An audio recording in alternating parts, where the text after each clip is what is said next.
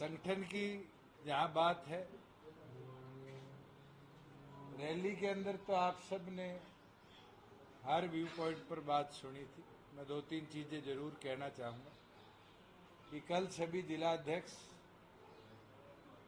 सभी सेलों के अध्यक्षों से हमने चर्चा करी और आज अम्बाड़ा और कुरुक्षेत्र लोकसभा के साथियों के साथ भी चर्चा करी और अगले 4 दिन में बची 8 लोकसभा को भी हम कवर करेंगे और आगे लोकसभा के अंदर पूरी तैयारी के साथ जैसे डॉक्टर अजय सिंह चौटाला आदेश देंगे पार्टी उतरने का काम करें। और मुझे खुशी है कि हर वर्कर के चेहरे पे वही जोश, वही रौनक है जो पार्टी फॉर्मेशन पे थी, विधानसभा चुनाव में थी या उसके बाद।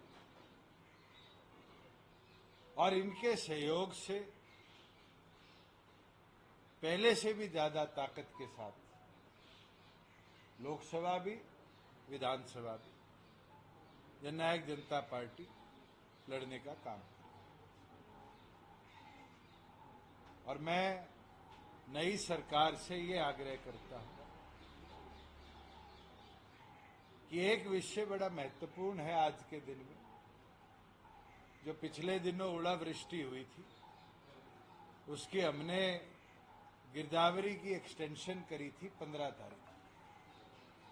आज शाम को गिरदावरी की रिपोर्ट सारे जिलों से आ जाएगी। मेरा नए मुख्यमंत्री से ये आग्रह है, क्योंकि महकमे तो अभी तक किसी को दिए नहीं, तो सारे उन्हीं के पास है, कि इमीडिएटली जैसे हम करते थे गिरदावरी रिपोर्ट के अनुसार, इमीडिएटली कोड ऑफ कंडक्ट से पहले जितने हमारे फार्मर्स को क्षति हुई थी, क्षतिपूर्ति पोर्टल पर उन्होंने रिपोर्टिंग करी थी, उनको मुआवजा अगले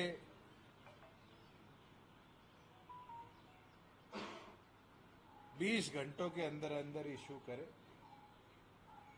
क्योंकि उम्मीद है कि कल 3 बजे इलेक्शन कमीशन की कोई प्रेस कॉन्फ्रेंस की सूचना आई है, कोड ऑफ कंडक्ट लग जाएगा। हमारा वो पीड़ित किसान जिसकी फसल को क्षति हुई, उसको फिर 2.5 महीने से ज्यादा का इंतजार करना पड़ा।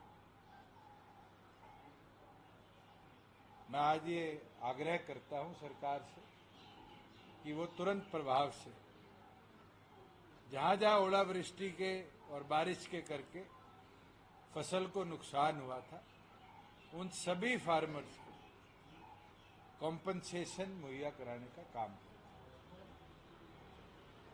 और ये भी आग्रह करूंगा, जो हमने प्रोजेक्ट्स चलाए थे उनको भी गति के साथ आगे ले जाने का काम करें, उन पे बंदिशें डालने का काम नई सरकार ना करे। मैं तो रैली में बोल लिया, इससे ज्यादा मुझे नहीं लगता मेरे को जरूरत है बोलने की।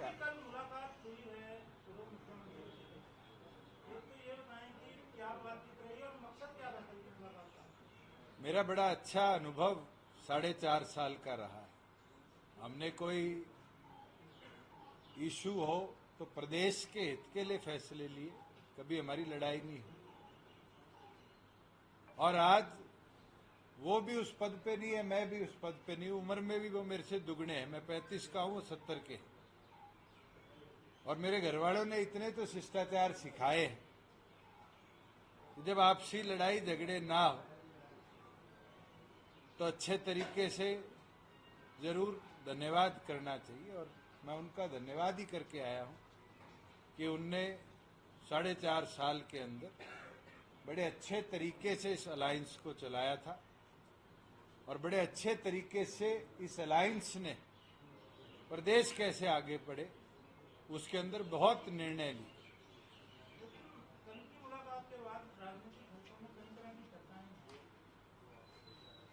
अब चर्चाएं तो 4.5 साल से आप भी करते थे, टूटेगा टूटेगा, और मैं आपको कहता था जिस दिन टूटेगा आपको भी नहीं पता चलेगा। चर्चा करने वाले लोग तो इस प्रकार की भी चर्चा करते हैं कि हम मैदान में उतरेंगे, किसी एक को लाभ मिलेगा, किसी एक को नुकसान हो। राजनीति के अंदर लाभ किसको होगा, नुकसान किसको होगा, ये मैं और आप तय नहीं कर सकते, ये वोटर्स तय करते हैं। हमने जब पार्टी बनाई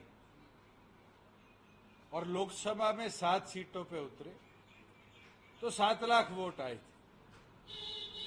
विधानसभा में गए तो बढ़कर 15% हो गए, और उसके बाद हम अलग अलग चुनावों में उतरे, मिलकर उतरे, अलग निष्कर्ष आए। पर मुझे खुशी है, 2 लोकसभा के साथियों से मैंने चर्चा करी, हम इस लोकसभा चुनाव को भी आगामी विधानसभा को मद्देनजर रखते हुए ही चुनाव को लड़ेंगे। अगर हमें हर सीट पे फोकस लड़ना पड़ेगा तो हर सीट पे फोकस लड़ेंगे। 9 विधानसभाओं से 1 लोकसभा हरियाणा की कॉन्स्टिट्यूट होती है। हमारे जो 90 भविष्य के उम्मीदवार हैं, उनकी भूमिकाओं पर लोकसभा का चुनाव लड़ने का काम अभी चर्चा चल रही है।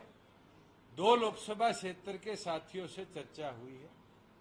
बची हुई 8 लोकसभा को हम अगले 4 दिन में कवर करेंगे। उसके बाद पार्टी की पीएसी के आगे हम अपनी रिपोर्ट भी रख देंगे। जो निर्णय संगठन की लीडरशिप का होगा उसके ऊपर काम। 5 एमएलए खिलाफ नजर आ रहे हैं, 5 एमएलए जो थे वो दिल्ली भी नहीं गए थे और यहाँ भी नहीं आए। क्या कंपेयरिंग सर्कमस्टांसेस रहे कि रात रात को अलायंस तोड़ना पड़ा? एक दूसरा, जो 25 अक्टूबर आए थे, 25 अक्टूबर 2019 को जब दिल्ली में अलायंस स्टिच किया गया था, उस बात को ऐसा क्या हुआ कि 11 तारीख को अभी जो है फरवरी के सोमवार इसका इसको जो है किसने जो है ना इसका विवरण